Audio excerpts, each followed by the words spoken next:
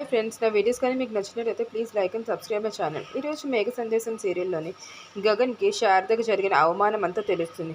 కోపంతో ఉగ్రరూపుడైన గగన్ శరత్చంద్ర వాళ్ళ ఇంటికి వచ్చి శరత్చంద్రని గట్టిగా కొట్టి తను వచ్చేసరికి శరత్చంద్ర గన్తోని ఎదురవుతాడు.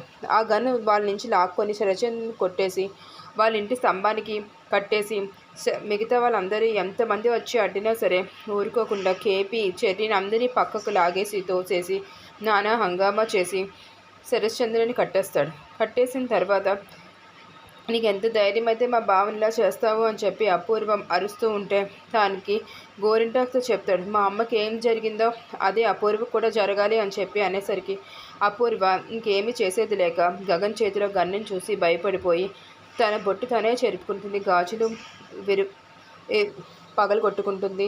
మెడలో తాళి కూడా తానే తెంచుకొని చాలా కోపంగా గగన్గా చూస్తుంది. గగన్ ఇదంతా చూసి శాంతించి, మిమ్మల్ని ఇలా ఒక దానికే చంపాను, మీరు మా అమ్మకు చేసిన దానికి ఇంతకింతగా అనుభవించేలా చేస్తాను అని చెప్పి చెప్తాడు.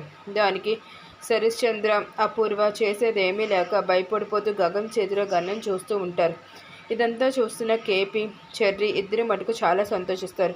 శారదకు జరిగిన అవమానానికి గగన్ బదులు తీర్చుకున్నాడని చెప్పి కేపీ చాలా కోపంగా గర్వంగా చూస్తూ ఉంటాడు గగన్ కాసి. ఇదంతా చూసిన చెర్రీ మటుకు భయపడతాడు. తర్వాత అన్నయ్యకి ఏం జరుగుతుందో అని చెప్పి